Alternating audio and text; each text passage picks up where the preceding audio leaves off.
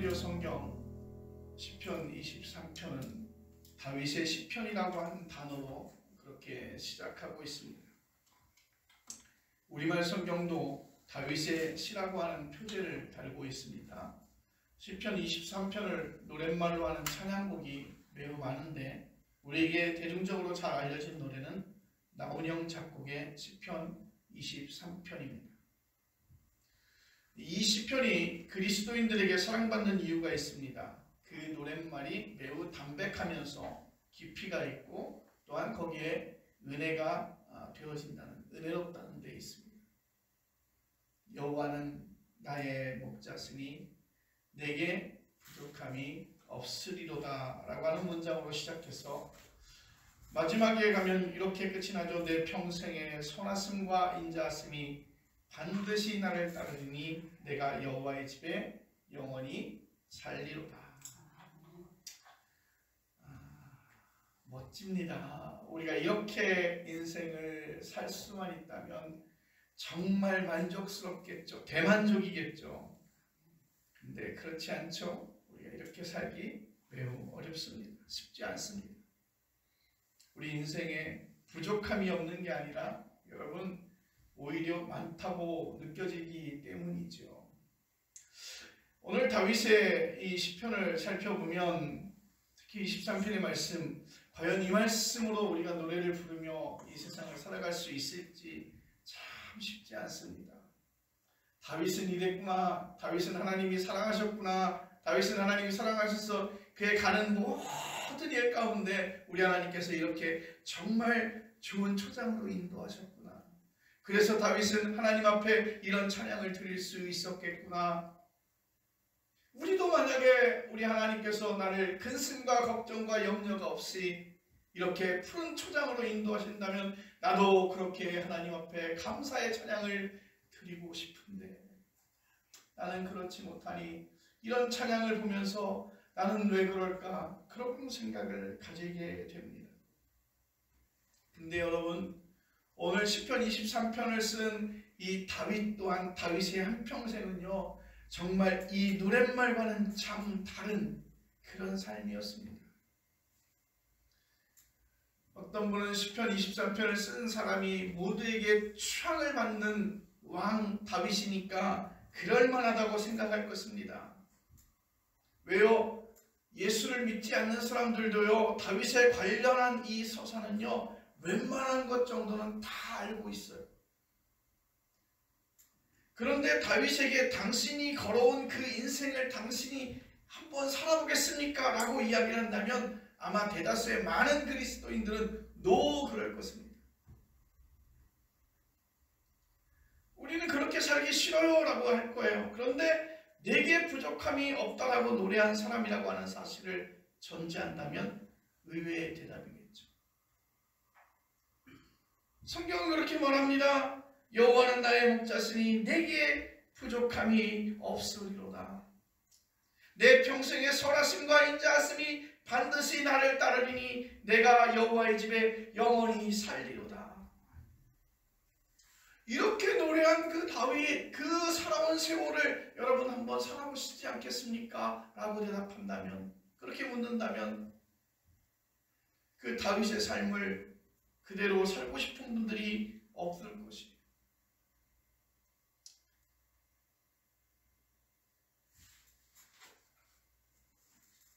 다윗의 인생살이에서 이 대답의 근거가 되는 몇 대목만 한번 살펴보겠습니다. 여러분 다윗은 누구였어요? 시골 목동 아니었습니까? 아주 비천하게 시골 목동이었어요.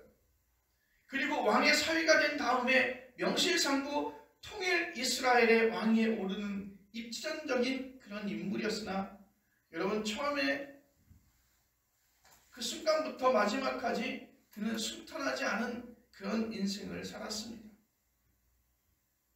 처음 아내인 공주 미갈과의 관계도 오랜 동안 원만하지 못했습니다. 그리고 자식들 문제도 죽을 때까지 속을 썩였어요. 큰 왕자 암논, 배다른 공주인 다말을 성폭행하는 일이 벌어졌잖아요. 그래서 그로 인해서 다말의 친오빠인 압살롬이 큰 왕자 암논을 살해하게 됩니다. 자녀들 간에 곤육상쟁이 벌어진 거예요. 그리고 그 압살롬은 왕이 창탈까지 시도합니다. 그래서 그 아들의 칼날을 피해서 다윗은 야반도주하듯이 압살롬에게 쫓겨 요단강 건너편으로 피신할 수밖에 없었어요. 이런 절체절명의 순간에 요압 장군이 그 반란군을 진압합니다. 그 사건이 그 유명한 압살롬의 난입니다. 압살롬이 죽었다는 소식을 들었어요. 다윗은 그 이야기를 듣고 대성통곡합니다. 사무엘하 18장 33절에 내 아들 압살롬아, 내 아들 압살롬아, 차라리 내가 너를 대신하여 죽었더라면. 압살롬 내 아들아, 내 아들아. 아주 비통한 심정을 가지고 자기보다 앞서간 아버지에게 폐륜을 저질렀던 아들이었지만 그 압살롬의 죽음에 다윗은 정말 애통하고 있습니다. 여러분, 그리고 다윗이 이제 늙자 왕이 승계 문제가 불거졌어요. 왕이 죽게 되거나 아니면 왕이 늙게 되면 왕위 계승이 이루어져야 되는데 절대 권력이잖아요. 여러분, 요즘 그 대선 앞두고 벌어지는 그 해프닝 보십시오. 정말 상상도 못할 일들이 벌어지잖아요. 자신들의 손으로 뽑은 3번의 경선을 통해서 뽑은 대통령 후보를 지지율이 조금 더 낮다는 이유로 당 바깥의 사람을 불러다가 새벽에 당의 대표로 대통령 대표로 세웠다가 결국에는 모든 당원들의 투표로 인해서 원래 자리로 돌아가지 않습니까? 여러분, 그렇게 권력 승계라고 하는 것은 굉장히 중요한 의미를 가지고 있어요. 말도 안 되는 거 그분들 더 잘 알고 있잖아요. 그럼에도 불구하고 자신들이 가지고 있는 당권 그리고 공천권 놓치지 않으려고 그러한 일들을 파렴치하게 하는 거예요. 여러분, 이제 다윗이 늙으면요, 다윗의 그 권력이 누구에게 가느냐에 따라서 또 사람이 죽을 수밖에 없는 일들이 벌어져요. 왜냐하면 다윗에게는 여러 명의 아들이 있었어요. 대표적인 인물이 암논과 압살롬과 아도니아예요. 그리고 솔로몬입니다. 암논과 압살롬이 이제는 죽었으니까 누가 왕위 계승자가 되냐면 아도니아가 되는 거예요. 왜? 암논도 죽었고 압살롬에 의해서 죽었고 그 압살롬도 왕위를 창탈하려다가 결국에는 요압 장군에 의해서 목숨을 잃게 되죠. 이제는 남은 것은 아도니아와 이제 솔로몬인데, 아도니아가 왕위를 물려받을 적통 자례라는 것이죠. 그래서 아도니아는 요압 장군과 제사장 아비아달 등등과 함께 세력을 구축합니다. 이때 나단 선지자와 밧세바는 다윗을 찾아가서 울며 호소하죠. 아도니아 왕자로 인해서 밧세바와 그의 아들 솔로몬이 죽게 되었다고 하소연합니다. 여러분, 다윗은 솔로몬이 왕위를 물려받을 것이라는 어명을 선포해요. 왕명으로 이제 내 후계자는 아도니아가 아니라 솔로몬이다, 그렇게 선포하는 것입니다. 그가 정확하게 판단한 것인지 아닌지는 알 수 없지만 우리가 살펴볼 때 성경은 이렇게 밧세바와 다윗의 특별한 관계로 어쩔 수 없이 그런 결정을 내렸다고 성경은 말하지 않고 있지만 후자일 가능성이 훨씬 더 크죠. 아도니아가 왕위를 차지하려고 나섰을 때 그에 관한 성경 설명이 이를 뒷받침합니다. 열왕기상 1절 1로 6절인데요. 1장 6절 말씀인데, 그는 압살롬 다음에 태어난 자요 용모가 심히 준수한 자라. 그의 아버지가 내가 어찌하여 그리하였느냐고 하는 말로 한 번도 그를 섭섭하게 한 일이 없었더라. 여러분, 그는요 아버지에게 책망을 받지 않았어요. 아버지에게 있어서 좋은 아들이었습니다. 그런데 훗날 솔로몬은 아도니아를 죽입니다. 그래서 성경이 전하는 다윗의 한평생은요 행복하지 않았을 것 같아요. 여러분, 내 아들을 먼저 내 앞에 세우고 그랬던 그 모습, 참 자녀들 때문에 정말 말썽이 많았던 그 다윗의 삶은 행복하지 않았습니다. 그런데 오늘 다윗의 시편이라고 그러잖아요. 그런데도 다윗은 부족함이 없다 그렇게 노래할 수 있었다는 것은 대단한 일입니다. 그러니까 부족함이 정말 없어서 그렇게 노래한 것이 아니잖아요. 그런데 오늘 다윗은 부족함이 없다라고 노래할 수 있었어요. 그 이유는 무엇일까요? 여러분, 그 말씀을 드리기 전에 인간 실존에 대하여 말씀드리는 것이 좋겠습니다. 그 실존, 인간 실존의 모습을 정확하게 뚫어야지만 그 대답이 설득력 있게 들리기 때문이지요. 우리는 겉으로 보이는 모습만 보고 그 사람이 행복하다 말하고 그 사람이 훌륭하다 말하고 그렇게 축켜 세우며 우리는 스스로 부러워합니다. 그리고 거꾸로 그러한 조건을 갖추지 못하고 소외된 사람을 우리는 무시하기도 합니다. 왜요? 우리 눈에 그렇게 보이니까 어쩔 수 없긴 합니다. 노벨 평화상을 받거나 노벨상을 받는 많은 사람들 앞에 그들은 존경받고 인정받을 수밖에 없어요. 그러나 그런 외적인 조건들의 삶의 비본질적인 작은 부분에 불과하다는 것이죠. 가장 중요하고 본질적인 부분은 그 안에 숨겨져 있습니다. 사람들은 자신의 그런 문제들을 자랑하려 하지 않고 드러내려 하지 않습니다. 실존의 본질은 영혼의 불안입니다. 여러분 모두가 부러워하는 유명 유튜버들, 저는 깜짝 놀랐어요. 그런 유명 유튜버들, 특히 먹방하는 친구들 보니까 한 달에 들어오는 그 비용들이 엄청나더라고요. 몇 천만 원씩 이렇게 들어오더라고요. 그런 것을 보고 많은 사람들이 유튜브를 하려고 해요. 유명 가수와 배우, 천문학적인 연봉을 받는 프로 운동선수와 벤처기업가들도 시편 23편 4절이 가리키듯이 죽음의 골짜기를 달릴 수밖에 없어요. 여러분, 정말 유명한 그 연예인이 있잖아요. 뽀빠이 이상용. 정말 굉장히 어렵게 정말 준비를 열심히 하고 연습을 많이 해서 성공한 케이스잖아요. 그분도 81세의 나이에 얼마 전에 죽음을 맞이합니다. 그 영혼의 불안은 세상의 그 어떤 조건으로 해결받을 수가 없어요. 세상에서 인기가 많은 사람도 고독하고 돈이 많아도 불안할 수 있고 자식이 많아도 걱정해서 벗어나지 못합니다. 근원적으로 자기 소멸이라 할 수 있는 죽음에 대한 두려움이 그의 의식과 무의식을 지배하고 있죠. 여러분, 눈부시게 아름다운 젊은 여성이 있다고 합시다. 남성이라고 해도 괜찮을 것 같아요. 대한민국을 대표하는 스타 가운데 스타라고 해도 좋습니다. 그 사람은 남이 모르는 불면증이나 변비가 심할 수 있어요. 혹은 결벽증으로 있어서 힘들어할 수 있습니다. 남을 의심하는 버릇에서 벗어나지 못할 수도 있지요. 그는 잠을 청하지만 매일 악몽에 시달리죠. 잠을 잘 수가 없어요. 그래서 그는 반복해서 수면제를 먹는 거예요. 여러분, 공주와 왕자 신분이 돼도요, 하루 3끼 먹어야 하고 3끼 배설해야 되는 거예요. 그 먹은 것을. 사람과 부대껴야 하고 외로움과 죽음에 대한 그 두려움을 직면해야 합니다. 영혼의 불안이라고 하는 인간 실존의 깊이에서 보면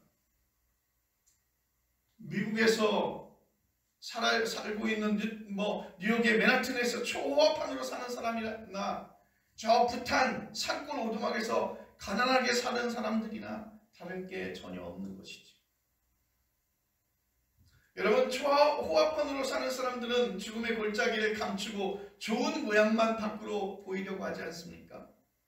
그래도 영혼의 만족이 안 되니까 좋은 조건에 더욱더 매달리는 거예요. 더 좋은 아파트, 더 좋은 차, 그리고 나를 감출 수 있는 더 좋은 것들 자꾸만 집착하지 않습니까? 여러분, 다윗이 시편 23편을 찬양할 수밖에 없었던, 것, 그렇게 다윗이 하나님을 찬양할 수밖에 없었던 이유는 딱 한 가지입니다. 내 자식이 내게 있어서 포기되는 것이 그것 보고서 그는 부족함이 없다고 찬양하지 않았어요.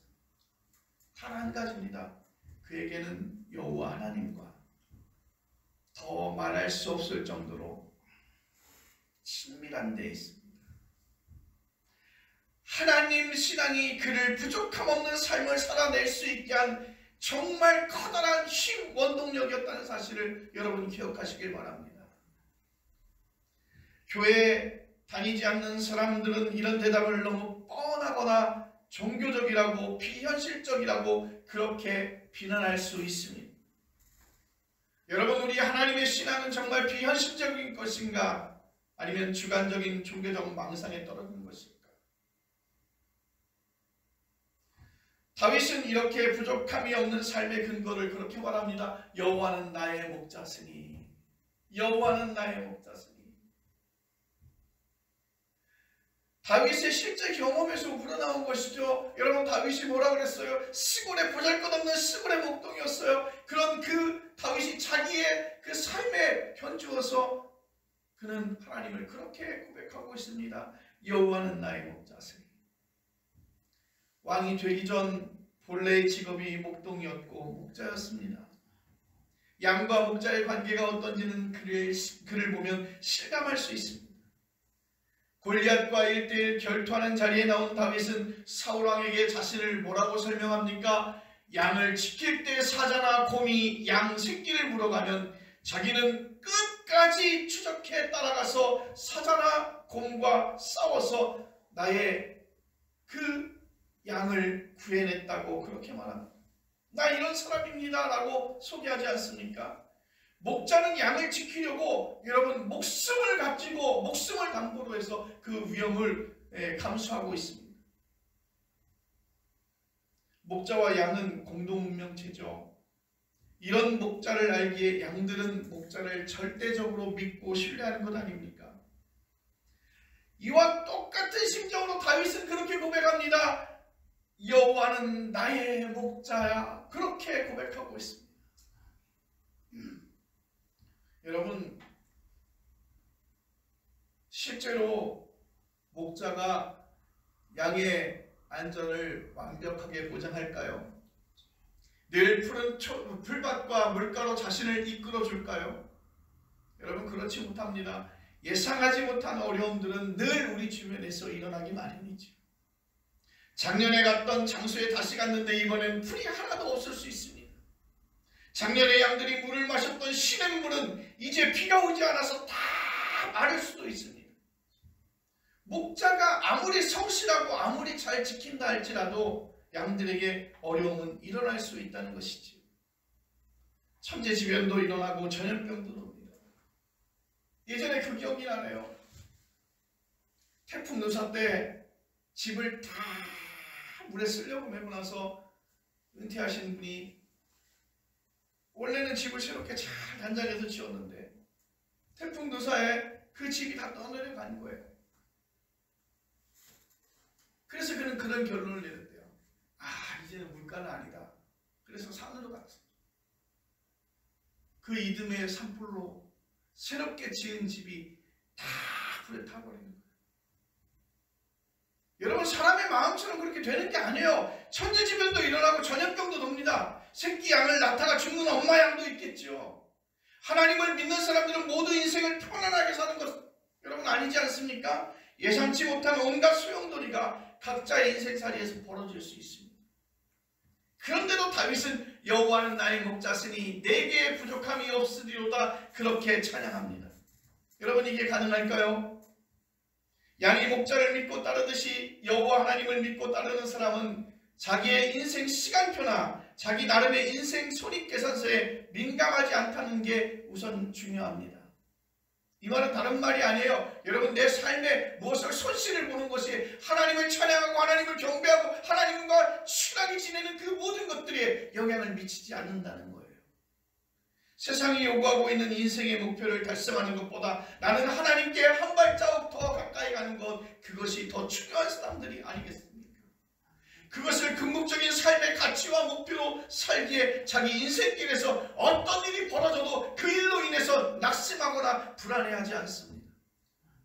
실제로 불행한 일이 벌어지면 피곤하고 불편하긴 하겠지만 그런 일이 내가 하나님께로 다가가는 일에 방해하지 않습니다.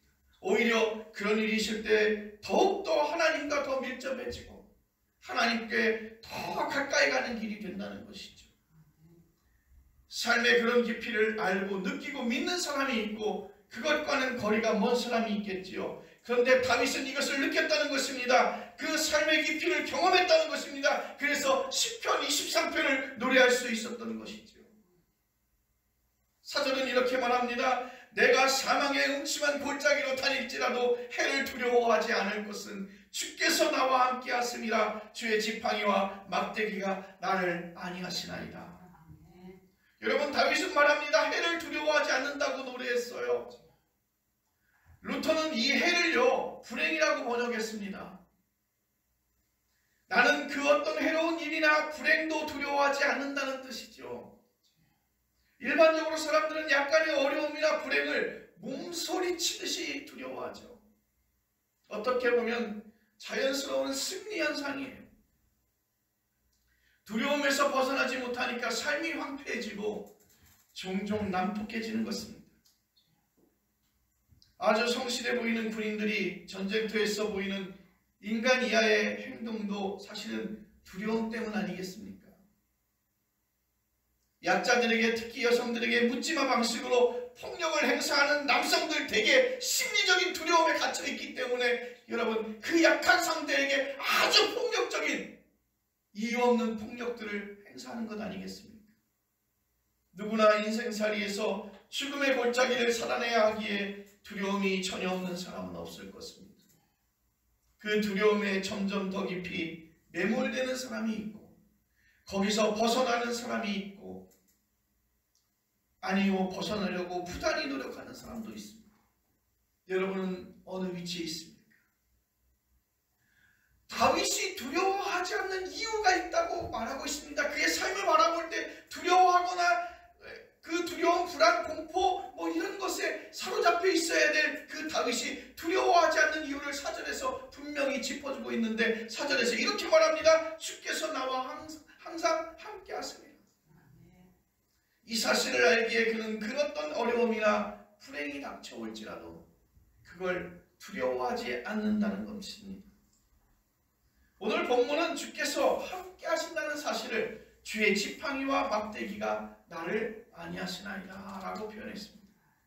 여러분, 지팡이는 목자들이 양을 인도할 때 사용하는 도구이고 막대기는 짐승과 싸울 때 사용하는 도구예요. 양들은 비가 오나 눈이 와도 비탈길을 만나도 불평하지 않고 그 목자를 따라서 갑니다.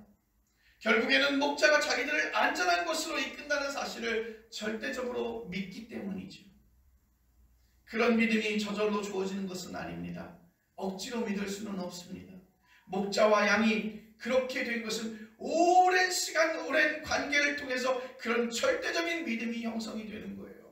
여러분, 믿기지 않겠지만 주일날 주님 앞에 나오십시오. 그리고 주님과 항상 같이 하십시오. 주님 말씀에 가까이 가시고 여러분 한 걸음 한 걸음 더 나가시기 바랍니다. 하나님과 함께 하시는 여러분들이 그 오랜 기간 동안에 절대적으로 믿는 신뢰관계, 그 믿음이 생긴다는 것이죠. 조금 더 정확하게 정리하면 절대적인 믿음은 하나님과 관계가 깊어질 때 은총으로 여러분 선물로 주어진다는 사실을 잊지 마시기 바랍니다. 예수 믿지 않는 사람들은 이런 이야기를 들었을 때 이런 믿음은요 비합리적이라고 생각하는 분들이 많아요. 합리적인 게 잘못은 아니나 진리가 늘 합리적으로 경험되는 것은 아니라는 것이지요. 이성과 합리성으로 무장한 사람이 세상과 삶을 늘 정확하게 판단한다는 보장도 없습니다. 세상과 삶의 깊은 차원은 이성과 합리성 안에 갇혀있지 않기 때문이죠. 여러분, 사랑이 늘 합리적이던가요? 물리학에서 양자의 세계가 늘 합리적이던가요? 죽을 고생을 치르면서 에베레스트 그 산을 올라가는 사랑인들의 행위가 여러분 그냥 보실 때, 여러분들이 보실 때 그게 합리적인 것인가요? 합리성으로만 말하면 연봉이 높아야만 행복한 것이잖아요. 사람은 합리적이지 않아도 사랑할 수 있습니다. 자기 안위를 넘어서서 정의와 평화를 위해서 투쟁하고 자기를 희생할 줄 아는 것 아닙니까? 적은 봉급을 받아가면서도 자신의 삶에 책임을 지고 사명감으로 살아가는 사람들이 얼마나 많이 있습니까? 목숨을 담보로 해가면서 그 선교지에서 그렇게 수고를 아끼지 않는 선교사들이 얼마나 많이 있습니까? 하나님을 향한 절대적인 믿음은 생명의 새로운 세계를 경험하게 열어준다는 것이에요. 그래서 어려움과 불행이 겹쳐서 우리 안에 일어날지라도 하나님께서 지팡이와 막대기로 나를 지키신다고 그렇게 노래할 수 있는 거예요. 문제는 우리가 어떻게 주께서 나와 함께 하심이라고 하는 사실을 실감하느냐 경험하느냐에 달려 있습니다. 젊었을 때는 자기 인생의 시간표를 따라가면서 치열하게 살아가죠. 그리고 늙어서는 죽음의 문제에 쫓겨서 이런 문제를 깊이 있게 생각할 수 없습니다. 요한복음 10장 11절입니다. 나는 선한 목자라 선한 목자는 양을 위하여 목숨을 버리느니라. 예수 제자들과 초기 그리스도인들은 예수 그리스도를 그냥 목자가 아니라 한 걸음 더 나아가서 선한 목자라고 그렇게 고백했습니다. 선한 목자는요, 양과 늘 함께합니다. 자기 목숨을 버리면서까지 함께합니다. 그 사실을 역사적 예수의 운명에서 경험했기에 제자들과 초기 그리스도인들은 유대교와 로마의 거대한 세력 앞에서 주눅들지 않고 자신들의 신앙을 지켜내지 않았습니까? 그들의 영적인 후손인 우리에게는 그들의 경험이 왜 그대로 전달되지 않을까요? 제자들이 뭔가를 착각한 것일까요? 여러분은 예수 그리스도를 실제로 선한 목자로 경험하고 있습니까?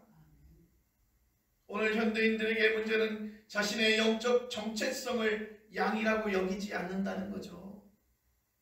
자신이 잘 알아서 나는 인생을 잘 갈 수 있는데 앞에 앞서지 말라는 거잖아요. 하나님, 제 뒤에서 그대로 따라오시면 되지 않을까요? 제가 시간에 내 인생의 계획표를 잘 짜놨으니까 하나님 내 뒤를 따라오시면 되지 않을까요? 그렇게 생각하는 거예요. 내가 앞서가겠습니다. 하나님 뒤따라오십시오. 혹시 사고 나면 하나님 뒷감당해 주시고 나는 앞서가겠습니다. 자본주의 체제에서 잘 적응하고 나름 노력하면 남부러워할 것 없이 만족스럽게 살아갈 수 있겠죠. 돈만 많으면 풀밭은 지천으로 널려있고 마실 물도 수도관과 정수기를 통해서 자동으로 공급받습니다. 현대 지성인인 젊은이들에게 기독교는 종교적 잔소리뿐이나 현실과 동떨어진 허풍쟁이나 아청꾼처럼 그렇게 느껴질지 모르겠네요. 자신들은 다른 이의 도움을 받아야 할 양이 아니라 생각하기 때문이죠. 그래서 말하잖아요. 너나 잘하세요. 여러분, 설교 앞대목에서 인간 실존이 죽음의 골짜기로 지나는 것과 같다고 말씀드렸습니다. 아무리 즐기면서 살아도 인간은 원래 고독하고 원래 불안하다고 말입니다. 그걸 모르는 사람은 없습니다. 다만 그런 실존을 외면하고 자본주의 이데올로기를 신처럼 따릅니다. 그게 그나마 자신들에게 위로가 되니까. 여러분, 그런데 그런 위로는 임시 처방이죠. 목마른 사람이 술을 마시거나 설탕물을 마시는 겁니다.